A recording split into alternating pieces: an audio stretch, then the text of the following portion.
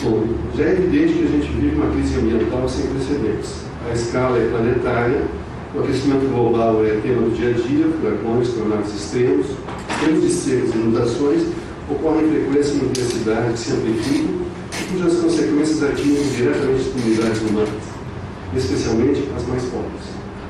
Hoje, o IPCC e centenas dos mais importantes cientistas do mundo já fazem o coro com os ambientalistas que há décadas alertam para os graves problemas ambientais. Os recursos do planeta são finitos e os ciclos são fundamentais para a manutenção do processo vital. Enfim, é chover no olhar dizer que nos encontramos hoje numa encruzilhada decisiva para o futuro da civilização humana, como ela se adapta aos limites e regras da sustentabilidade, ou desaparece como tantas outras civilizações já desapareceram na nossa história. Como chegou a essa situação? A nossa percepção é que este quadro tem um verdadeiro pano de fundo a ruptura filosófica entre o ser humano e a natureza, a Mãe Terra, Gaia. A concepção moderna de Gaia surge com o cientista James Lovelock. Em pesquisa solicitada pela NASA, ele comprova que as condições favoráveis à vida do planeta Terra não são físico-quimicamente explicáveis sem se considerar o próprio processo vital. A vida é responsável pela temperatura e composição da atmosfera. A vida é que garante as condições para a existência e continuidade da própria vida no planeta. Durante muito tempo da sua evolução, o ser humano teve uma relação de relativo equilíbrio e integração com a natureza. Através de sua inteligência e dos artefatos que foi criando, conseguia se proteger de feras, intempéries, ciclos do clima, e com a invenção da agricultura aprendeu a enfrentar a escassez de alimentos. Hoje, o homem vivia e se sentia como parte da natureza. Tinha uma relação de respeito ao sagrado, ao todo, ao sagrado do todo. Na medida que a inteligência humana se supera, notadamente após a descoberta da imprensa, da máquina a vapor, da emergência do poder do petróleo, essa interação passa a ser marcada pela arrogância. O quadro que se forma guarda similaridade com o período da adolescência, quando um processo de individuação, o jovem, com o tempo, parece desaprender as benesses da convivência. Assim, a humanidade parece esquecer os códigos naturais e culturas ancestrais levaram séculos para decifrar. Nos séculos 20 e 21, o homem se fecha totalmente em si próprio, como se fosse um ser completamente isolado, à parte do mundo natural. Abandona a perspectiva de uma convivência salutar, responsável, e passa a empreender uma verdadeira guerra contra a natureza. As palavras de ordem são posse, domínio, submissão, poder, a partir do pressuposto da utilização indiscriminada dos recursos naturais, como se eles fossem inesgotáveis, um absurdo que agora dá mostra de seus limites. Esta é definitivamente uma guerra sem vencedores. Hoje, aos sinais de total desbalanceamento do ambiente natural, se agregam claros sinais, muito bem colocados hoje, da crise no universo humano. Os preços das commodities explodem. O sistema financeiro e suas instituições são questionados. Comida, emblematicamente, se confunde com energia. A viabilização dos biocombustíveis estabelece a ponte, os vasos comunicantes.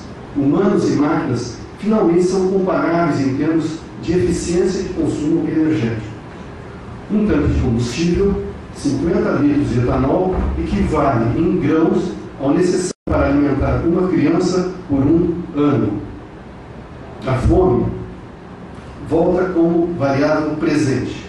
Desta vez, não como consequência de desastres naturais, mas como evidência de desajustes estruturais, do esgotamento, de um modelo de desenvolvimento baseado no uso do petróleo barato, matéria-prima da energia e da agroquímica.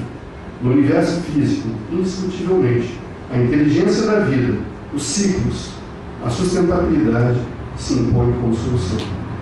A questão humana. Bom, aqui nós vamos.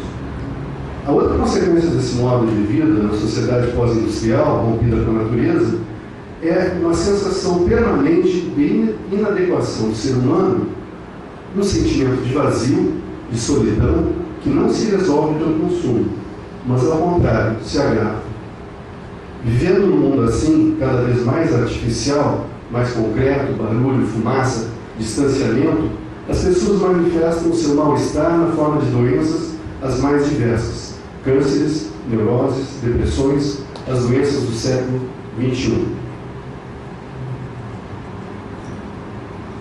Um caminho para entendermos melhor isso é o diagnóstico do cientista Edward Wilson, da Universidade de Harvard, a tese da biofilia, filia amor, bio-natureza, amor à natureza.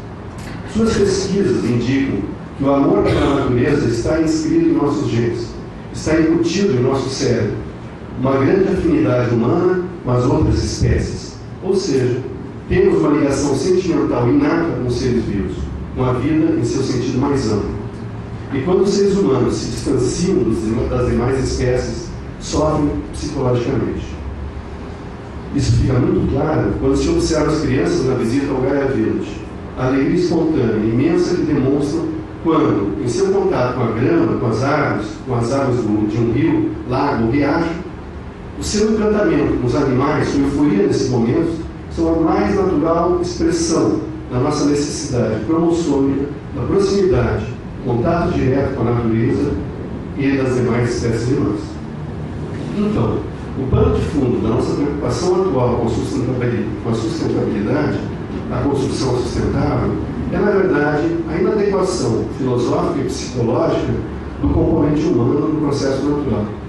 Filosófica porque o homem se considera dissociado da natureza, e não é. Ele influencia e é influenciado por ela. Ele é parte dela. Psicológica, pois a nossa espécie se encontra em meio a uma crise de significados.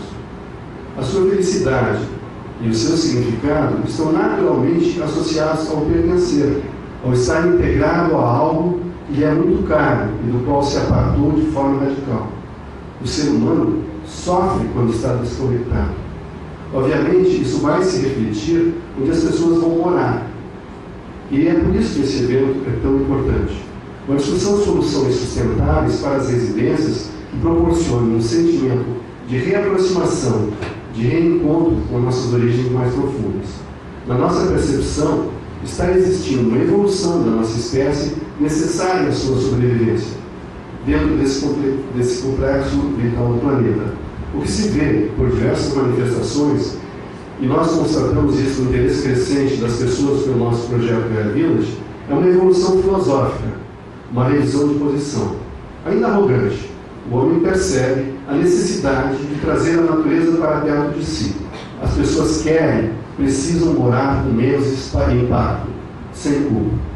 Enfim, nossa visão é de que, além das oportunidades econômicas mensuráveis com a aplicação das novas alternativas de design, das quais o Taito falou, das novas tecnologias, além dos eventuais benefícios fiscais justos, que devem incrementar ainda mais o retorno de investimentos em projetos sustentáveis, hoje a construção sustentável oferece uma enorme oportunidade de negócio, em consequência da citada revisão filosófica, dos aspectos associados ao conforto psicológico de encontrar em sua morada um ambiente limpo, não impactante, um ambiente em que o indivíduo sente a paz de pertencer proativamente ao processo vital de Gaia. A verdadeira, e aí já dizia o nosso mestre Lutzenberg, a verdadeira e mais profunda espiritualidade consiste em nos sentirmos parte integrante desse maravilhoso e misterioso processo que caracteriza Gaia, o nosso planeta vivo. A fantástica sinfonia da evolução orgânica que nos deu origem, junto com milhões de outras espécies, é sentirmos responsáveis por sua continuação e desdobramento. O sumário do que eu gostaria de colocar é que, se vocês virem as propagandas que hoje as empresas que vendem edifícios e projetos de condomínios apresentam, são os cenários mais próximos possível da natureza, daquilo que as pessoas realmente estão esperando.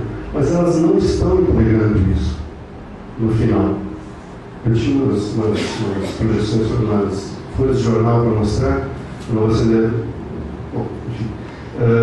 Mas a questão é entregar isso e divulgar o que se está entregando, que é essa reconexão com a natureza, é uma oportunidade de negócio, é uma oportunidade de marketing. E, ao mesmo tempo, tende a sensibilizar todos para essa coisa que é presente. Nós precisamos estar, nós necessitamos, nós somos parte de um ser vivo. Agradecido.